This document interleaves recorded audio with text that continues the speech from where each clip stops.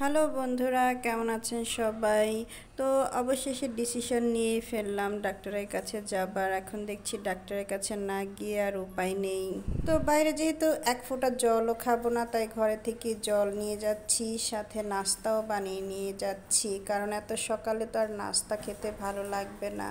এখন ভোর প্রায় 5টা বাজে, এই এত সকালবেলা নাস্তা খেতে কার ভালো লাগে?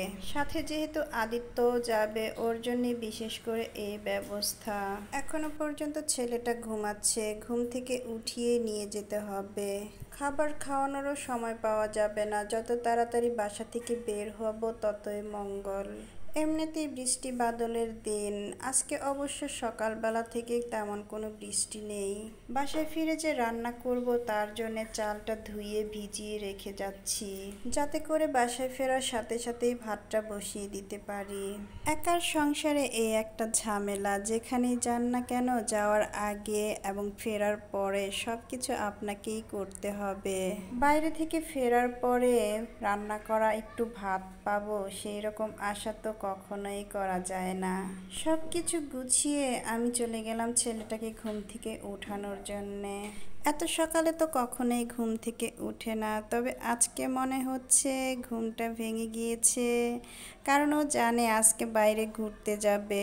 আমার ছেলেটা ঘুরতে খুব পছন্দ করে, কিন্তু ওকে নিয়ে সেই রকম করে ঘুরতে যাওয়া হয় না। তাই যখনই শপিং করতে যায় কিংবা হসপিটালে যায়, ও মনে করে কি সেটাই ওর জন্য ঘুরতে যাওয়া।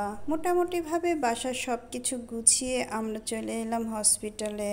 এর আগে আমি কখনোই এই হসপিটালে আসিনি। প্রথম একটা লম্বা লাইনে দাঁড়ালাম টিকিট কাটার জন্যে। আর একটা টিকিট সংগ্রহ করতে প্রায় ঘন্টাখানিক সময় লেগে গিয়েছিল।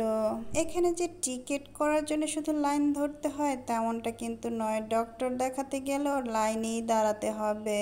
তবে সবাই বলছিল অন্যান্য দিনের তুলনায় নাকি আজকে ভিড়টা খুবই কম। হয়তো সামনে ঈদ বলে লোকজন কম ছিল, তাই তো আমরা খুব তাড়াতাড়ি ডাক্তার দেখাতে পেরেছিলাম। ডাক্তার দেখিয়ে বাইরে এসে দেখি একজন আম নিয়ে বসে আছে, এগুলো নাকি তার বাগানের আম। বিক্রেতা দাবি করছিলেন এর মধ্যে কোনো প্রকার বিষ কিংবা ফরমালিন দেওয়া হয়নি, তাই আমরা এখান থেকে কিছু আমও নিয়ে আসলাম। আর ফেরার পথে বাসার সামনে এসে আমাদের বৃষ্টিতে ধরেছে, আর বৃষ্টিতে ভিজে দেখেন কি অবস্থা। তো যাই হোক, ডাক্তার দেখিয়েছি, এখনো জানি না আমার কি সমস্যা। ডাক্তার কিছু টেস্ট দিয়েছে, টেস্টের রিপোর্ট আসার পরেই বোঝা যাবে আসলে কি প্রবলেম। তো যাই হোক, সবাই ভালো থাকবেন, সুস্থ থাকবেন, দেখা হবে পরবর্তী ভিডিওতে। আর আমাকে নিয়ে কেউ টেনশন করবেন না, আমার মনে হয় না আমার এমন কোনো অসুখ হয়েছে যার জন্য আমি খুব বেশি দিন বাঁচবো না।